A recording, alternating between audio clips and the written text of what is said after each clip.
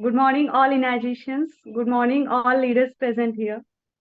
तो सुबह का सेशन हमारा बहुत एक्साइटेड रहा है आज, और बहुत कुछ जानने को मिला है। सब लोगों को नई इन्फॉर्मेशन। बेसिकली मैं स्टार्ट करना चाहूंगी कि मैं एक रिक्वेस्ट करती हूँ सभी लीडर्स से एक्चुअली, कि सब लोग एक ब्यूटीफुल सी स्माइल दें, तो हम आज का नॉलेजेबल सेशन स्टार्ट करेंगे। क्योंकि smile is a precious ornament one can wear. और ये ब्यूटीफुल स्माइल्स डिजाइन करने के लिए मैं और मेरे हस्बैंड लास्ट 10 ईयर्स से सोलापुर में डेंटल प्रैक्टिशनर्स हैं। Advance dental care and implant centre करके हमारा सेटअप है यहाँ पे सोलापुर में। और जैसे कि मेरे इंट्रो में बताया गया कि मैं ट्रेजरर रह चुकी हूँ आईडीआई सोलापुर की अभी बहुत लोग। लास्ट ईयर, और कोविड वॉरियर अवार्ड मिला है मुझे इंडियन डेंटल काउंसिल की तरफ मैं से। सुनिए यस। मैम, अभी कुछ मत बोलो। अभी बहुत सारे लोग हंसे नहीं है, अभी भी मुंह फुला के बैठे हैं। अगर हमें अच्छे से स्माइल करना है तो ऑब्वियसली हेल्दी डेंटिशन चाहिए। हेल्दी डेंटिशन और एसिडिक स्ट्रेस, इसका क्या रिलेशन है, ये आज मैं शेयर करने जा रही हूँ। तो हेल्दी डेंटिशन जो होता है, जैसे मैंने आपको सुबह भी बोला कि जो पेशेंट्स हमारे क्लिनिक में वॉक इन हो रहे, majority of them are dental caries patients. उनका मेन कॉज होता है ट्रीटमेंट का डेंटल केरीज हुए हैं। जैसे उसका बेसिक रीजन मैं आज शेयर कर रही हूँ आपके साथ।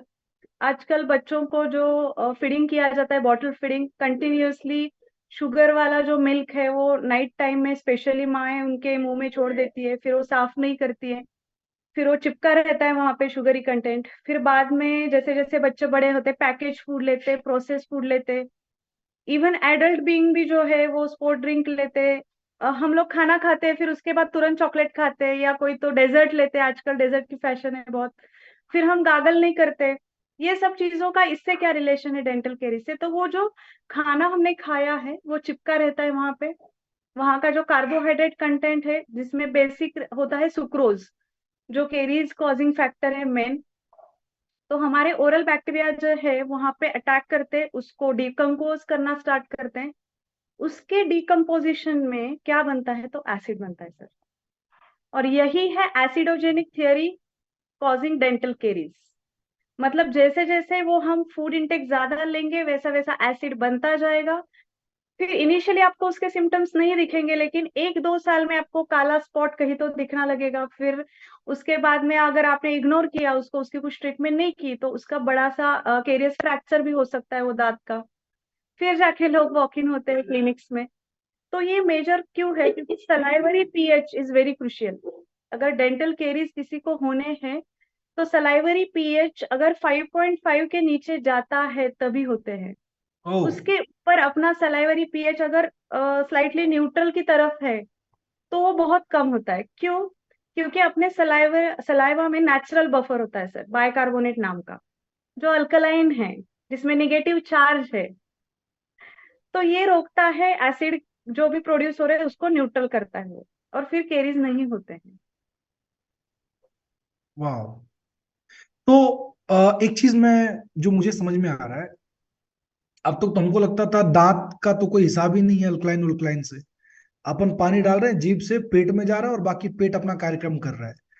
लेकिन कहीं ना कहीं आपने जो बोला कि जो हम खा रहे हैं उसका भी इम्पैक्ट हमारे दांतों पे पड़ रहा है। इसका यस। मतलब एसिडिक इन्वायरमेंट केवल शरीर के कुछ हिस्सों में नहीं, दांतों पे भी उसका इम्पैक्ट पड़ता है। सबसे ज्यादा। हाँ, सबसे ज्यादा। यस। Oh my God. कितने लोगों के लिए ये इंफॉर्मेशन नया था? मेरे लिए तो नया था सुबह में। अभी मेरे लिए, मैं दूसरी बार रिपीट कर रहा हूँ, इसलिए मेरे लिए थोड़ा सा पुराना है, 1 घंटे पुराना है। अब मैम, एक चीज मैं और आपसे पूछना चाह रहा हूँ, बहुत लोगों की यहाँ पे क्यूरियोसिटी है कि कैंगन पानी का हमारे दांतों से क्या लेना देना है। ओके। थैंक यू मतलब सो अगर मच। ये पानी हम पी रहे हैं तो हमारे टीथ पे, हमारे दांतों पे इसका क्या इम्पैक्ट पड़ता है? Please ma'am. Thank you. जो हमारा सलाइवरी सिक्रीशन हो रहा है सर, तो सिस्टमिक पे भी वो असर करता है, हमारे सलाइवरी पीएच पे भी असर करता है। जैसे मैंने अभी बोला कि नेचुरल बफर होते हैं सलाइवा में, तो सलाइवा का एक्चुअली न्यूट्रल पीएच होता है 6.7 के आसपास या 7 के आसपास, तो बहुत हेल्दी माना जाता है। क्योंकि उससे क्या होता है कि जो भी इनामल का हमारा वेयर हो चुका है, कैल्शियम हमारे इनामल से जा चुका है, उसका रीमिनरलाइजेशन करने में सलाइवरी पीएच हेल्प करता है, अगर वो स्लाइटली अल्कलाइन हो तो। रीमिनरलाइजेशन यानी जो भी उसमें कीड़ा लगा है, जो भी डिसोल्यूशन हुआ है, उसको फिर से बनाने में वो हेल्प करता है। फिर हमारी जो बोन के प्रॉब्लम होते हैं, ओरल कैविटी में भी तो बोन होता है सर, उसके भी अलग डिसीजेस होते हैं, तो उसकी डेंसिटी मेंटेन करने के लिए भी अल्कलाइन एनवायरनमेंट हेल्प करता है सर। क्योंकि उसमें बहुत सारे अल्कलाइन मिनरल्स होते हैं जो बोन डेंसिटी को भी मेंटेन रखते हैं। ओके। तो ये जो अल्कलाइन मिनरल्स है वो उसका दांतों पे भी हमको बहुत ज्यादा मतलब एक यस। इम्पैक्ट करता है। क्या ऐसी हमारी आदतें हैं जो हमारी दांतों को खराब कर रही हैं आज की डेट में? ओके। फर्स्ट है सर कि वेरी कॉमन, हम लोग बहुत चाय कॉफी जो भी ड्रिंक्स हम ले रहे हैं, और कोई लोगों में एडिक्शन है, अल्कोहल है, स्मोकिंग है।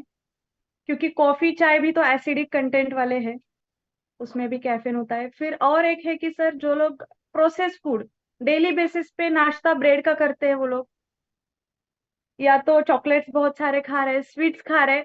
और जैसे मैंने बोला कि दो मील्स हमारे जो मेन होते हैं, सपोज आप सुबह में एक बार खाना खा रहे हो, रात को एक बार खा रहे हो, उसके बीच में आप जो ऐसे स्नैकिंग की आदत रहती है ना, बीच बीच में कुछ तो चबाते रहते हैं, तो और आप बार बार गार्गल भी नहीं कर रहे, साफ नहीं कर रहे, वो बार बार चिपकेगा आपके दांतों के ऊपर। तो इसमें टाइम फैक्टर बहुत मैटर करता है कि कितने टाइम के लिए वो आपके दांतों के ऊपर स्टिक रहा है, जो भी आपने स्टिकी खाया है। तो इसमें बहुत ये मैटर करता है। और जैसे कि मैं कुछ चेंजेस में बोलती हूँ कि अगर हम लोग पेशेंट्स को क्या बोलते हैं कि आप बहुत सारा फाइबर फूड, जैसे कि हम ककम्बर लेते हैं, फिर जो भी वेजिटेबल्स फ्रूट्स, ये सब क्यों लेने को बोलते हैं, ये मुझे केंगन में आने के बाद पता चला कि इसका पीएच बाद में अल्कलाइन होगा। पहले हम बोलते थे कि इसमें फाइब्रस कंटेंट ज्यादा है, तो जो भी चीजें आप में चिपकी है वो निकलने में वो हेल्प करता है, वॉश आउट करता है बेसिकली। तो ये अभी मुझे भी ज्यादा क्लियर हुआ कि इससे पीएच भी अल्कलाइन होता है, तो केरीज कंट्रोल में भी ये हेल्प कर रहा है हमें। वाह। वाह, तो अल्कलाइन के अलग अलग फायदे। यस। आ, एक बहुत ही कॉमन क्वेश्चन है जिसका हालांकि मुझे जवाब तो सुबह में पता चला and that was new for me. 2.5 pH. Thank you. ज्यादातर लोग 2.5 पीएच का इस्तेमाल करते हैं। मैं आपसे पूछना चाहता हूं कि उसका सही इस्तेमाल दांतों को ध्यान में रखते हुए हमें कैसे करना चाहिए? ओके। तो thank you so much for this question. जो भी केंगन में अभी हम लोग हैं, तो हम लोग कॉमनली बोल देते कि टूथ एक हो रहा है, ये हो रहा है, तो हम 2.5 का यूज कर सकते हैं, डेफिनेटली कर सकते हैं, क्योंकि बहुत अच्छा वो एंटी माइक्रोबियल है। जो भी करंट इन्फेक्शन है गले में, अगर खराश है, तो उसमें डेफिनेटली वो बहुत मदद करता है। या तो जो भी केरीज का प्रोसेस ऑनगोइंग है, उसको थोड़ा कंट्रोल करने में वो मदद करेगा हमें definitely. But on daily basis अगर आप ये 2 to 3 टाइम्स यूज कर रहे हैं, तो इट इज नॉट एडवाइजेबल, क्योंकि इसमें एसिडिक पीएच है, जो कि हमारे दांतों का सबसे टफ कंटेंट है इनामल, जिसमें calcium is the main important ingredient रहता है, उसके डिसोल्यूशन में भी वो मैटर कर सकता है। जैसे कि मैं एग्जांपल के तौर पे यहाँ पे बोलना चाहती हूँ सर, GERD करके एक डिसीज है, जिसका फुल फॉर्म अगर बोले तो गैस्ट्रो इसोफिगल रिफ्लक्स डिसीज करके एक होता है, हम्म। जिसमें पेशेंट के ना जो स्पिंक्टर लगे होते हैं इसोफेगस के एरिया में, वो काम नहीं कर रहे नेचुरली, तो जो भी पेट में एसिड बन रहा है ना, वो ऊपर आ जाता है उनका ओरल कैविटी में, उसमें हाँ। कंट्रोल नहीं होता है उनको। तो जो बार बार एसिड अगर उनके मुंह में आ रहा है ना, तो उनको इनामल वेयर होता है, आपको बहुत सारे ऐसे खड्डे दिखेंगे उनके दांत में, क्योंकि वो चला गया है पूरा ऊपर का। तो 2.5 भी एसिडिक है नेचर में। तो मैं क्या रेकमेंड करती हूँ कि अगर वो एसिडिक है, तो सेम रिजल्ट उसका भी होना चाहिए। तो हमें ये करना है कि अगर आपको स्वेलिंग आई है, कहीं टूथ पेन हो रहा है, तो या तो आजकल बहुत सारा विजडम टूथ, यानी जो अक्कल दाढ़ बोलते हैं हम, लास्ट वाला टूथ है, उसमें आपको पस वगैरह है, तो आप उसको एक्टिव फेज में यूज कर सकते हो, या हफ्ते में आप उसको एक दो बार प्रिवेंशन के तौर पे यूज कर सकते हो। लेकिन daily 2 to 3 times it is not advisable, क्योंकि वो एसिडिक है नेचर में। ओ। ओ। और स्पेशली रात को अगर आपको 2.5 से गार्गल करना है, तो आप अगर एक बार उससे गार्गल करते हो, फिर 5-10 मिनट आप रुको, और फिर नॉर्मल वाटर से एक बार कुल्ला करके फिर आप सो जाओ, क्योंकि वो जो लेयर बना है ना एसिड का, वो निकल जाना चाहिए। तो हाँ। टेम्पररी जो बैक्टीरिया है वो निकालने के लिए हम 2.5 यूज कर सकते हैं, लेकिन उसके बाद तुरंत हमें नॉर्मल वाटर से किया तो वो जो लेयर बनी है अपने दांतों के ऊपर, वो निकल जानी चाहिए। ओके ओके, तो इसका मतलब आप ये कह रहे हो कि 2.5 pH से गार्गलिंग करके हमको उसको वैसे छोड़ नहीं देना है, क्योंकि यस। मुंह के अंदर एक एसिडिक इन्वायरमेंट यस। रहता है। Yes sir. कितने लोगों के लिए ये वाला कुछ नया था। हम्म।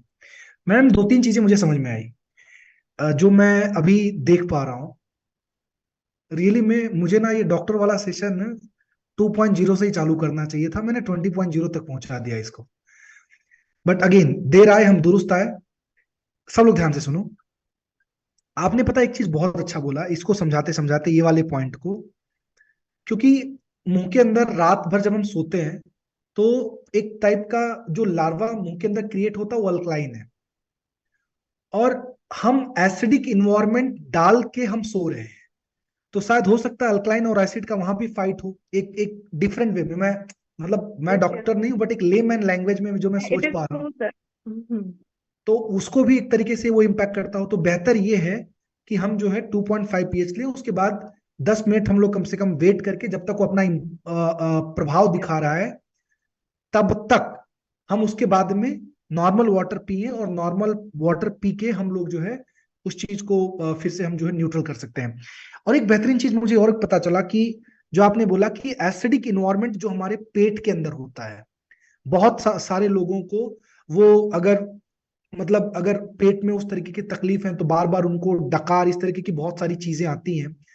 और उसके वजह से ना कुछ लोगों का, बहुत सारे लोगों का इनफैक्ट मैं कहूँ तो, अ, अगर आप उनके बाजू में भी खड़े रहो ना तो बास आता है मुंह से, या बात करते हैं तो भी आता है। मतलब थोड़ा बहुत फनी है ये, बट मुझे लग रहा है ना कहीं मैम, क्या वो वही एसिडिक चीजें हैं जो ऊपर उनके मुंह में आ रही है, जिसकी वजह से उनका एक तो मुंह भी खराब हो रहा है और दूसरा दांत भी खराब हो रहा है? क्या वो भी ऐसा कुछ है? एक एक यस सर। तुक्का मार रहा हूं मैं, बस खाली आपसे पूछ रहा हूँ। नहीं, ये है थियोरटिकली जो बैड ब्रेथ का प्रॉब्लम होता है पेशेंट्स को एक्चुअल में, तो वो हम्म। क्यों होता है? क्योंकि वो हेवी मील्स लेते हैं, या तो एक साथ बहुत सारा खा लेते हैं खाना, ओरल हाइजीन अच्छे से नहीं मेंटेन करते हैं, तो प्रोटीन के डिकम्पोजिशन के बाद जो अमोनिया के प्रोडक्ट बनते हैं, बाय प्रोडक्ट, तो उससे वो स्मेल आती है सर। और एक तरीके से वो ज्यादा एसिडिक रहता है कंटेंट। ज्यादा एसिडिक होने की वजह से वो ज्यादा तकलीफ होती है उसमें। हाँ यस सर। बहुत बढ़िया। अब ये तो मतलब आउट ऑफ कैंगन था, अब आप आए हो तो थोड़ा बहुत हम फायदा उठा ही लेते हैं। ब्रश दिन में कितने बार करना चाहिए? Okay, thank you for this question. Brush हमें 2 बार करना है सर। और उसके लिए हमें सॉफ्ट ब्रिसल्स वाला ब्रश यूज करना चाहिए। एक बात हमें ध्यान में रखनी चाहिए, हमें कपड़े नहीं धोने हैं सर, हमारे दांत बस साफ करने हैं हमें। आह, हाँ। तो मिनिमम मैक्सिमम हम टाइम 2 मिनट्स का ले सकते हैं सर। हम लोग ऑब्जर्व करते हैं, कॉमनली लोग इतना सारा करते हैं कि बस ऐसा झाग बनाते हो बाहर ना आए मुंह से तब तक ब्रश करते रहते हैं। नहीं, तो कंपटीशन ऐसे चलता है, कंपटीशन चलता है, झाग बाल्टी में ज्यादा होगा या मेरे मुंह में? तो 2 मिनट के ऊपर हमें ज्यादा ब्रशिंग नहीं करनी है, सॉफ्ट ब्रिसल्स वाला ब्रश यूज करना है। उसमें भी एक एंगल होता है, मैंने देखा है लोग ऐसा हॉरिजॉन्टली ब्रश करते हैं, जिससे क्या होता है, इनामल का जो ऊपर का लेयर है वो धीरे धीरे खत्म होने लगता है। तो अगर हम ज्यादा, हमें एंगल वेंगल कुछ समझ में नहीं है ना, तो एक सिंपल चीज बोलती हूँ, राउंड राउंड अगर आप ब्रश करना लगेंगे, और अगर ऊपर के दांतों में आप ब्रश कर रहे हो तो आपका ब्रश ऊपर फेस करना चाहिए, नीचे के दांतों में आप ब्रश कर रहे हो तो नीचे की तरफ होना चाहिए, स्लाइटली टुवर्ड्स योर गम्स। और फिर उसको राउंड राउंड ऐसे मोशन में हमें घुमाना है, बस सब एरिया हमें कवर करना है, दैट्स इट। और यहाँ पे अभी मैंने आपने टॉपिक छेड़ा है, तो मैं और एक चीज सबके इसमें ऐड करना चाहूंगी डेली रूटीन में। पता नहीं कितने लोग यहाँ फॉलो करते हैं, टंग क्लीनिंग। 90% लोग ये मिस करते हैं सर। और इसमें भी बहुत सारा फ्लोरा रहता है, स्मेल की जो प्रॉब्लम आती है उससे भी बहुत आती है। तो हमें डेली एटलीस्ट सुबह हम ब्रश करने के बाद हमें टंग क्लीनिंग करना चाहिए। आप मार्केट में जो भी टंग क्लीनर मिलते हैं आप लेके आ सकते हो। और एक क्वेश्चन और लेनी है कि हमने देखा है कि हम जब टूथब्रश का स्टैंड रखते हैं एक साथ सबके ब्रश उसमें डले होते हैं, फिर वो एक हाँ दूसरे को किस कर रहे होते हैं उसमें। तो हाँ, इट इज वेरी खानदानी बैड मतलब। खानदानी मोहब्बत दिखाते हैं वो लोग। यस। तो दिस इज ऑल्सो रॉन्ग। और फिर कोई लोग उसको कवर नहीं करते या टॉयलेट के सीधे बाजू में रख देते हैं, तो वो माइक्रोफ्लोरा उसमें ट्रांसफर होता है सर। ओह, या तो चिपकली वगैरह रहते हैं बाथरूम में, वो लोग जाके उसमें ये करते हैं सर, क्योंकि उसमें फेवरेबल ये रहता है उनका एनवायरमेंट। तो ये कुछ बेसिक चीजें थी। बेसिकली हमें बेकरी ब्रेड और स्वीट ज्यादा नहीं लेना है, अवॉइड करना है। अगर हम खा रहे तो उसको भी हमें गार्गल करना है, नॉर्मल वाटर से चाहिए, फिर भी वो चिपका नहीं रहना चाहिए दांत पे, इतनी हम खबरदारी ले सकते हैं। मैं उनके बारे में सोच रहा हूँ जो मैडम रात को मोबाइल देखते देखते चॉकलेट खा के सो जाते होंगे, उनकी क्या हालत होती होगी बेचारों की। हाँ। फिर हैं? इतना पेन होता है ना सर, एक दिन भी नहीं सो पाते वो, क्लिनिक में हाँ, आ जाते हैं भाग के। और माफ करना, यहाँ पे बहुत सारे पेरेंट्स बैठे हैं जिनके छोटे बच्चे हैं। ये वाला सेशन शायद उन बच्चों के लिए बहुत ज्यादा जरूरी है। और आज के बच्चे मेरे दोस्तों जो बहुत ज्यादा cool water, cold drinks, chocolates, ऐसी चीजें कई घंटों तक, खासतौर पे चॉकलेट्स, तो बहुत इंपॉर्टेंट है। जैसे हम एक इंसान को देखते हैं सर, उसका चेहरा पढ़ के हमें पता चलता है उसके दिल में क्या चल रहा है, वैसे सिस्टमिक कंडीशंस में भी अगर उसके ओरल कैविटी देखी जाए तो हमें समझता है कि उसकी सिस्टमिक कंडीशन कैसी है अभी। जैसे डायबिटीज हो, HIV हो, इम्यूनो कॉम्प्रोमाइज पेशेंट्स हो, कैंसर हो, कैंसर में तो कीमो के बाद इतनी वाट लग जाती है सर। तो ये सब हमें ओरल कैविटी पहले सिम्टम दिखाना शुरू करती हूँ। मेरा सबसे यही रिक्वेस्ट है कि डेंटिशन इतना इंपॉर्टेंट क्यों है। लोग सोचते चलो दांत ही तो है, ऐसा नहीं है। अगर बच्चों को अच्छे से आदतें नहीं लगाएंगे हम तो डेंटिशन खराब होगा। डेंटिशन अगर खराब होगा तो डाइजेशन अच्छा नहीं होगा, क्योंकि वो च्यू नहीं कर पाएंगे प्रॉपरली पेन के वजह से या कुछ भी है। फिर उसके बाद अगर अच्छा डाइजेशन नहीं है तो अच्छी सिस्टमिक हेल्थ नहीं आ सकती, क्योंकि digestion is the main thing to for our systemic health. पूरे शरीर का प्रहरी है ये गेट में हाँ। है। यस। सबसे पावरफुल चीज होता है। एक किसी ने मेरे को ना पर्सनल में सवाल पूछा, बोला ब्रश कितने दिन तक यूज करना चाहिए। सच में पूछा या आप पूछ रहे हैं? मैंने पूछा है। Okay sir. तो नॉर्मली ऐसा स्प्रेड होने तक उसको यूज नहीं करना है ऑब्वियसली, जो इंडियन कम्युनिटी में हम देखते हैं। तो 3 से 4 महीने में हमें एक बार उसको चेंज करना है। हाँ, और फिर आपको ही दिखने लगता है कि उसके नीचे जो सरफेस होता है ब्रिस्टल के नीचे, उधर कुछ ना कुछ हमें ऐसे कंटामिनेशन दिखने लगता है सर, तब तो उसको फेंक देना चाहिए। पर हम क्या करते हैं, घिसते घिसते उसको, चल रहा है जब तक वो पूरा फ्लैट नहीं होता तब तक यूज करते हैं। बट इसमें हमारा ही नुकसान है, क्योंकि वो जो ब्रिसल्स होते हैं वो आफ्टर सम टाइम वो हार्ड होने लगते हैं यूज करने के बाद, और उससे ज्यादा इनेमल वेयर होता है। फिर मैंने कुछ लोगों को ये भी ऑब्जर्व किया, वो पिन डालते रहते हैं, या जो टेलर लोग हैं वो सुई पकड़ते रहते हैं, तो यहाँ पे ऐसे नॉचिंग टाइप होते हैं उनके एंटीरियर जो पहले वाले दांत है उसमें, तो वो भी अवॉइड करना चाहिए। तो 90 डेज रिकमेंडेड है यस। ना? उसके बाद में अगर आप गुजरात से हैं तो उसको साफ सफाई में इस्तेमाल कर सकते हैं आप। आप समझ, 3 महीने में एक डायरेक्ट सेल करना पड़ता है सर, उसी तरह 3 महीने में एक ब्रश बदलना चाहिए। बस बस दोनों का डेट फाइनल कर लो। हेलो, मैडम ने अच्छा दे दिया, देखो कैंगन से कनेक्ट हो गया है जी। यस। हाँ, तो क्या करने का, जिस दिन ब्रश चेंज करना हो उस दिन कम से कम वो जाके अपना चेक कर लेना कि हमारा 90 डेज हुआ है या नहीं हुआ है। उसके बाद पैसा नहीं कटेगा आपका। Thank you so much ma'am, बहुत शुक्रिया। और अब एक मुझे सिंपल टिप यहाँ पे शेयर करनी थी सर कैंगन के बारे में। तो प्लीज प्लीज। सुबह थोड़ा टाइम कम था। एक्चुअली हम लोग फैमिली के लिए मेडिक्लेम लेते हैं सर, अभी बहुत सारे लोगों का यही है कि डिवाइस ये कॉस्टली है। तो हम लोग जो मेडिक्लेम पॉलिसीज ले रहे हैं तो उसमें हम श्योर हो जाते हैं कि हमारी फैमिली में से कोई ना कोई इस प्लान का बेनिफिट लेने वाला है। जब हम पॉलिसी लेते हैं ना सर, उसी दिन हमारे सबकॉन्शियस में वो चीज हम डाल देते हैं कि हमें इससे कुछ ना कुछ बेनिफिट लेना ही है अगर मैंने प्लान लिया है। और फिर हमारे दिमाग में वो बैक ऑफ द माइंड चलता है कि हाँ, इसका इंस्टॉलमेंट तो मैंने भरा है तो मुझे इसका बेनिफिट लेना चाहिए। तो इस तरीके से वो वाइब्रेशंस जो ले रहे हैं हम, वो भी एक निगेटिव एनर्जी ले रहे हैं सर। और इसके वर्सेस कैंगन है सर, जो 50 साल से चलते आ रहा है, जिसको लोगों की ब्लेसिंग्स मिली है ना, वो एक पॉजिटिव शक्ति का एक प्रतीक है सर। और अगर हमारे घर पे वो डिवाइस है, हम उस पे उतनी ही मोहब्बत करनी चाहिए जितनी हम अपने पार्टनर से करते हैं, तो फिर बिजनेस अपने आप होता है सर, करने की जरूरत नहीं पड़ती है। एक तो मैं डॉक्टर, हमेशा अपने टीम को यही बोलती हूँ सर, कि बस कैंगन से मोहब्बत करो और कुछ मत करो, अपने आप हो जाएगा। आपके शब्दों में भी यही वो शेयर चीज दिख करना रहा चाहती है, आपके शब्दों में भी वो चीज दिख रहा है। और सबसे बेहतरीन चीज जो आपका लगाव है, वो उसके प्रति रियली में वो चीज हमें फील हो रहा है।